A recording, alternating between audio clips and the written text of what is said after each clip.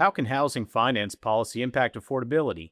I'm George Barro, and in my latest article, I evaluated four capital market proposals designed to improve affordability.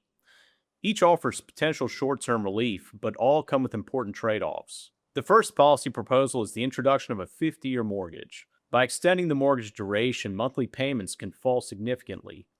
On a $400,000 loan at 6%, a 30-year mortgage costs around $2,400 a month.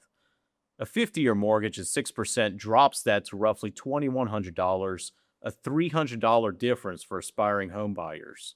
In reality, longer loans often carry higher interest rates, which can offset gains.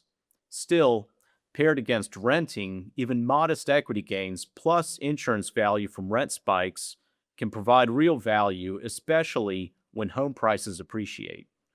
The second policy proposal is to introduce prepayment penalties. It may seem counterintuitive, but allowing lenders to penalize early payoff could actually improve affordability. These penalties could cut mortgage rates by 50 to 100 basis points by reducing lender risk, saving as much as $200 a month on a $400,000 loan. The downside is less flexibility on moves or refinances, but most of these occur when households are in stronger financial positions anyway. The third policy proposal is mortgage portability, which would allow borrowers to carry their existing low-rate mortgage to a new home. This could ease the current low-rate lock-in effect, increasing housing supply and potentially lowering prices, especially for entry-level buyers. But there's a catch. Portable mortgages would likely have longer expected durations, pushing interest rates higher along the upward-sloping yield curve for new borrowers. Moreover, retroactive application could also create investor losses and policy uncertainty.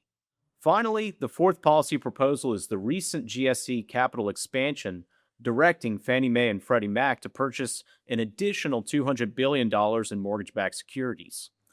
This could provide temporary downward pressure on interest rates, countering some of the Federal Reserve's quantitative tightening. Historical Fed MBS purchases show that this channel can work, though the magnitude here is modest and the effects likely temporary. Each of these four policy proposals can reshape monthly cash flows and capital access, but they also risk capitalizing into home prices by boosting demand. Finance reforms are important tools, but they are only one piece of the puzzle. For a deeper dive, I encourage you to read the full article in this special affordability issue of TG.